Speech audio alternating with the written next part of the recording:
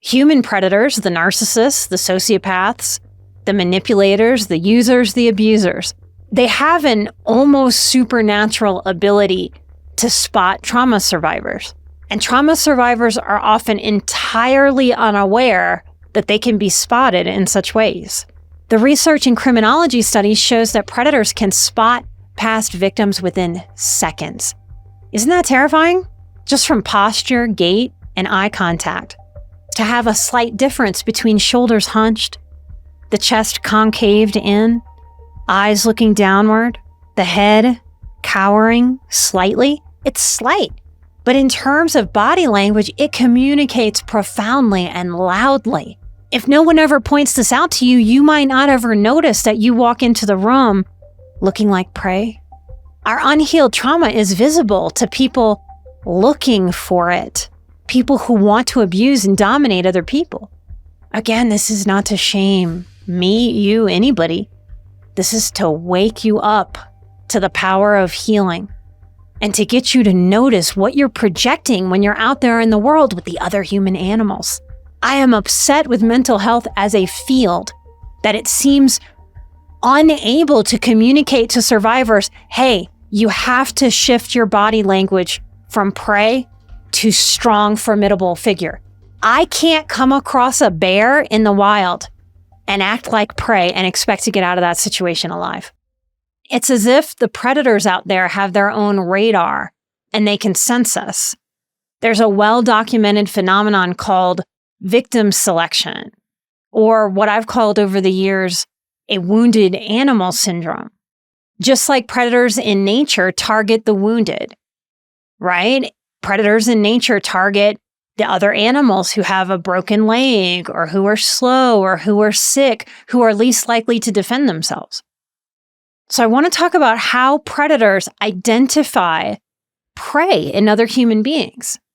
As highly sensitive people with trauma histories, we can broadcast vulnerability signals and be entirely unaware of this. So I want to break this down. Fawning and people-pleasing. Now, these are not new ideas to a seeker on the self-development path who's had a trauma history. Fawning and people-pleasing. Why do we do this? Because we're desperate to keep the peace, which means we'll tolerate way too much. And to a predator, that says, ooh, this is an ideal target. They won't walk away from me. They'll stand here and people-please me. That very much works for the games I want to play. Here's another thing that screams to predators, hey, I'm prey. Excessive apologizing. A lot of people do not even notice how much they do this. Sometimes when I'm working one-on-one with someone, they do this 5, 10, 15, 20 times in a 50-minute session. And I keep pointing it out and pointing it out. There have been memes about this. There have been Saturday Night Live skits about this, particularly about women who just move through the world going, I'm sorry, I'm sorry, I'm sorry, I'm sorry. That reads like we're a bird with a broken wing. As trauma survivors, most of us live a portion of our lives hypervigilant. And hypervigilance is a belief system in operation. We tend to believe after having betrayal or abuse that the smartest thing we could possibly do for ourselves is be constantly aware, constantly scanning. It's as if the inner child in us goes, aha, if I just never go to sleep and pay hyper attention to everything, nothing will get me and I'll be safe. But this actually signals weakness and exhaustion. It's as if by trying to be aware of everything, we can't really be aware of anything. We exhaust ourselves. And an exhausted animal in the wild is one that the predators go after because you're too weak, you're too depleted to stand firm, to fight for yourself, to know your worth, to not be pushed around where you fall down on your booty. So hypervigilance backfires. Trauma survivors often dissociate.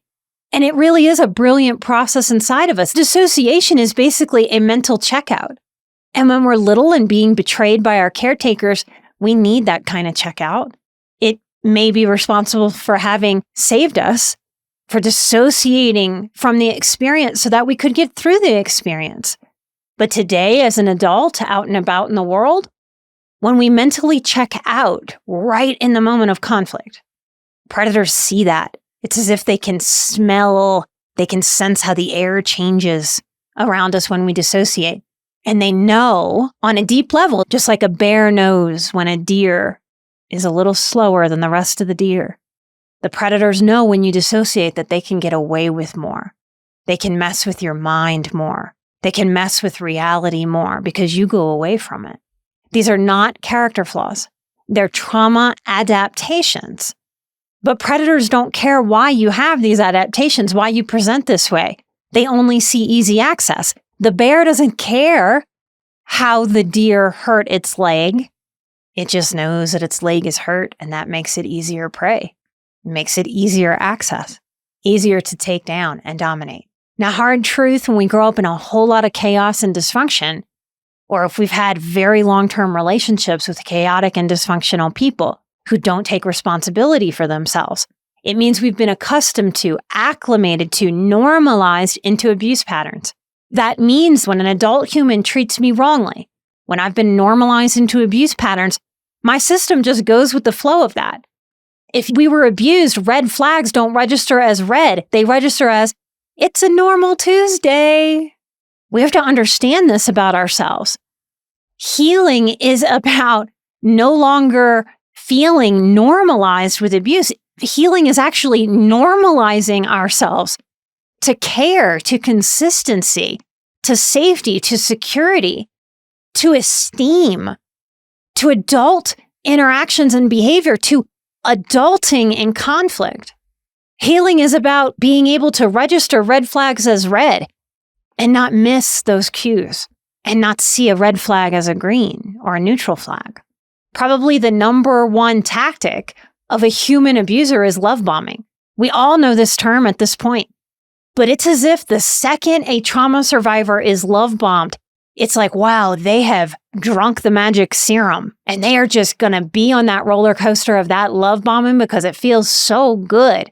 It feels like finally being seen. It feels like a full 9-course meal when you've been starved your whole life. It feels crazy to walk away from a meal when you're starving. And it feels crazy to a trauma survivor to walk away from love bombing when all you want to taste is love. Longtime listeners, you've heard me say for years that trauma flip-flops things. It makes normal things abnormal, and it makes the abnormal normal. We have to get our relationship right and straight with love bombing. I've worked with so many people over the years who can say to me, I sort of knew I was being love bombed. We have to do better than knowing we're being love bombed. We have to be able to act in our own best interest in the face of love bombing. And love bombing isn't finally being seen. It's being manipulated again. You're not broken when you come from chaos and trauma. You're strong. You ever get a scar on your skin? That scar tissue is stronger than our regular tissue, isn't it? You're not broken. I was never broken. I was surviving. And then it became right for me to heal and stop surviving and learn how to thrive. Let's be that force in the world for ourselves and models for each other. Let's vote for what I'm talking about here, as opposed to the cultivation of more safe spaces where no one learns how to walk the world where there are predators. Because empowerment, not fear, is your new protection when a house gets robbed. After the fact, we add locks, motion lights, alarms. We secure the premises, we secure the property. So why don't we help trauma survivors secure themselves, secure their personal boundaries, secure their energy, really shore up the strength of their human house to deter future predators? Most burglars will pass by a house that has a barking dog and motion lights and apparent security, knowing and trusting that there are so many homes that are very easy to break into. It's a hard truth to say out loud. But at the end of the day, what kind of human do we want to be? What kind of human house do we want to look like when we're out there in the world.